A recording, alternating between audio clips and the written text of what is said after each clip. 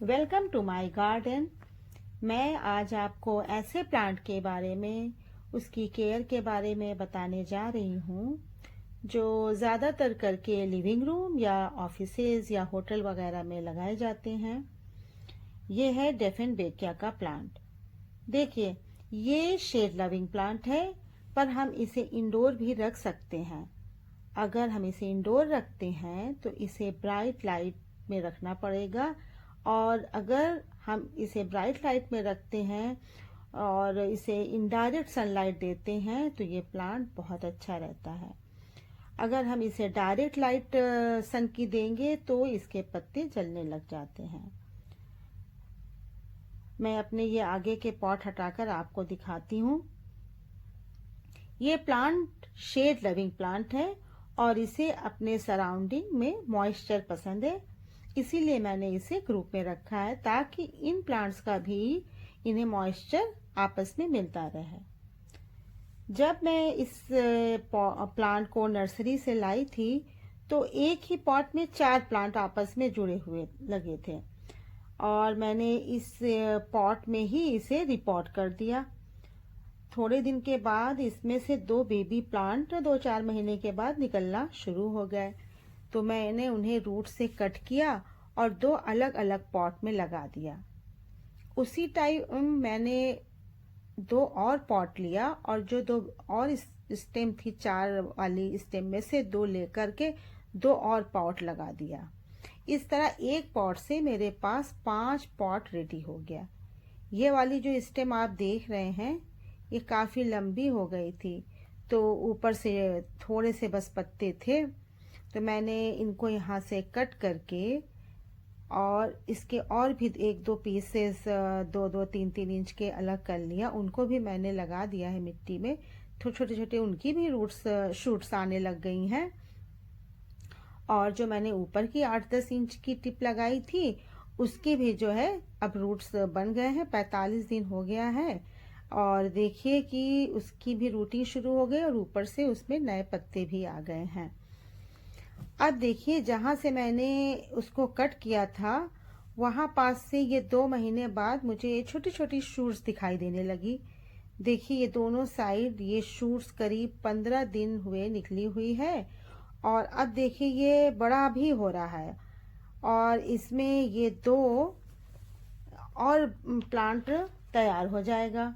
2 branch निकल रही है, ये बड़ी होगी तो इसमें 2 और प्लांट तैयार हो सकता है। अब जब ये बड़ी होगी कुछ 1 महीने बाद, तब मैं आपको इसकी अपडेट दिखाऊंगी। ये देखिए, ये इसमें तीसरा भी प्लांट है, ये भी इसका बेबी प्लांट ही है। जब मैंने 2 स्टेम इसमें से प्लांट निकाला था उसके कुछ दिन के बाद इसमें से एक और प्लांट बेबी प्लांट निकलना शुरू हो गया, और अब देखिए ये इतना बड़ा हो गया है। कुछ दिन के बाद मैं इसको भी एक अलग पॉट में लगा दूंगी, तब इस तरह मेरे पास 6 पॉट तैयार हो जाएगा। अब जब 2 ब्रांच इस तरह आगे जाएगी तो ये पॉट मेरा और बुशी हो जाएगा।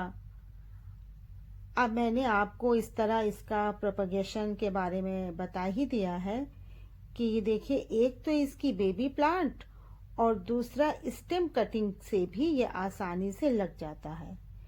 इस तरह ये प्लांट मल्टीप्लाई भी होता रहता है। पानी की बात करें तो इसको बहुत ज़्यादा पानी नहीं चाहिए। इसकी मिट्टी मॉइस्ट होनी चाहिए, लेकिन सॉगी नहीं। अगर हम इसमें ज़्यादा पानी डालेंगे तो ये प्लांट मर भी सकता है। देखिए, इसकी स्टेम में बहुत पानी होता है। ये स्टेम देखिए कितनी मोटी है और इसमें काफ़ी पानी होता है। पानी अगर हम इसकी स्टेम में इकट्ठा रहेगा, अगर हम इसमें बहुत पानी डालते रहेंगे तो पानी इसकी स्टेम में इकट्ठा रहेगा और ये स्टेम से फिर गलना शुरू हो जाएगा और प्लांट इस तरह हमारा मर भी सकता है। तो हमें पानी का बहुत ख्याल रखना पड़ेगा। अब लाइट की बात करें तो इसे ब्राइट लाइट चाहिए, लेकिन डायरेक्ट सनलाइट नहीं चाहिए। अब जैसे मेरे ये लिविंग रूम में रखा है तो इस साइड से, राइट साइड से जब सूरज मॉर्निंग के टाइम 7 बजे निकलता है तो 1-आध घंटे की इसमें इनडायरेक्ट सनलाइट ग्लास के थ्रू आती है, और फिर उसके बाद फुल डे की इसमें ब्राइट लाइट रहती है। अब जैसे लिविंग रूम है वगैरह या ऑफिसेज वगैरह में ये प्लांट होता है, तो वहाँ क्या होता है, ट्यूबलाइट और बल्ब की भी लाइट दिन हो या रात हो वहाँ पड़ती रहती है। अभी आप भी अगर इसे ब्राइट लाइट, इनडायरेक्ट सनलाइट देते रहेंगे अपने पौधे को, तो ये बहुत ही अच्छा बना रहेगा और इसके पत्ते भी नहीं जलेंगे और बहुत इसकी अच्छी हेल्थ रहेगी। अब हम इसकी सॉइल की बात करें कि इसकी सॉइल कैसी होनी चाहिए, तो सॉइल इसकी हम वेल ड्रेन तैयार करें।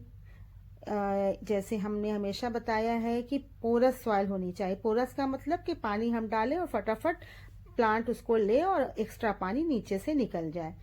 तो उसके लिए क्या करना है कि एक हिस्सा मिट्टी जो हमारी गार्डन सॉइल होती है, एक हिस्सा सैंड और एक हिस्सा खाद मिलाकर हम इसकी पॉट की मिट्टी तैयार करेंगे। अगर सॉइल पोरस नहीं होगी तो इसकी स्टेम के पास पानी काफ़ी दिन तक रुका रहेगा और स्टेम से फिर ये प्लांट गलने लग जाएगा। और एक है खाद। इसको खाद में गोबर की खाद अगर आप डालते हैं तो भी ठीक है, लेकिन अगर आप इसमें पत्तियों की खाद, वर्मी कंपोस्ट और गोबर की खाद सब मिलाकर डालते हैं तो भी बहुत अच्छा है और प्लांट हेल्दी बना रहेगा इससे। एक लिक्विड फर्टिलाइज़र गोबर की जैसे हम देते हैं हर प्लांट को, तो 20-20 दिन में सभी प्लांट को हम देते हैं, तो इसको भी हम 20-20 दिन पर गोबर की खाद का लिक्विड बनाकर दे सकते हैं। और अगर हम केमिकल की बात करें तो केमिकल फर्टिलाइज़र का क्या है कि उसमें हम एनपीके और टीएपी मिलाकर 20-20 दिन पर उसका लिक्विड बनाकर जैसे सब प्लांट को देते हैं। इसका अगर आप देना चाहें केमिकल तो आप इसको भी दे सकते हैं। डीएपी बहुत देर में घुलती है, तो डीएपी देना है तो हम उसे 1-2 दिन पहले से पानी में डिसॉल्व करके रख दें और जब हमें देना है तो उसमें और पानी मिलाकर डीएपी हम दे सकते हैं, एनपीके और डीएपी को अपने डेफिनबेकिया के प्लांट में। देखिए, हम खाद तो साल में 2 बार देते हैं। एक प्लांट को हम खाद देते हैं मार्च में या फरवरी या मार्च में और दूसरा हम देते हैं उसको सितंबर में। ये तो हो गया स्लो रिलीज फर्टिलाइजर। अगर प्लांट हमारा किसी पॉट में है तो उसको लिक्विड फर्टिलाइजर की इसलिए भी ज़रूरत पड़ती है कि वो जल्दी जल्दी लिक्विड फर्टिलाइजर अपने अंदर एब्जॉर्ब करता है। तो इस तरह हमारा प्लांट हेल्दी बना रहता है अगर हम उसे लिक्विड फर्टिलाइज़र भी टाइम देते रहें। और एक चीज़, अगर इसमें किसी कीड़े या पेस्ट का अटैक हो जाए तो हम क्या करें। देखिए, ये डेफिनबेकिया में ज़्यादातर करके स्पाइडर माइट या मिलीबग्स का अटैक होता है। मेरे इस टाइम तो मेरे किसी प्लांट में किसी तरीके का पेस्ट का अटैक नहीं है, लेकिन जब कभी स्पाइडर माइट का कहीं अटैक होता है किसी भी प्लांट में तो उसकी पत्तियां मतलब अंदर की तरफ ऐसे मुड़ी मुड़ी हो जाती हैं और मिलीबग में उसके पत्तों पर वाइट वाइट सफ़ेद सफ़ेद ऐसे पाउडर की तरह लगा हुआ होता है। तो सबसे पहले क्या करें, अगर हमें मिलीबग और स्पाइडर माइट का अटैक दिखे अपने पौधे में तो पहले उसे स्प्रे से खूब वॉश करें, खूब ज़ोरदार पानी से उसके वॉश करें। फिर उसके बाद भी हमें उसमें दिखता है तब हम किसी पेस्टिसाइड का स्प्रे कर सकते हैं। जैसे कि हम आपको बता रहे, मैलाथियन एक पेस्टिसाइड है। हम इसको 1 लीटर पानी में 1 ml या जितना भी उसमें लिखा हो डालने के लिए उसको डाल के और स्प्रे कर सकते हैं। हाँ, पेस्टिसाइड डालना है तो आप शाम या एकदम सुबह के टाइम इसका स्प्रे करें। और भी दूसरा एक स्प्रे आप अगर करना चाहें जैसे नीम ऑयल का स्प्रे, तो 1 चम्मच नीम ऑयल लें और उसमें थोड़ा सा लिक्विड सोप डालकर 1 लीटर पानी में घोल के उसका स्प्रे भी आप इसमें कर सकते हैं। तो इस तरह का आप सब देखभाल अगर इस डेफिनबेकिया के प्लांट को करते रहेंगे तो आपका प्लांट हेल्दी बना रहेगा और बहुत ही खुश रहेगा।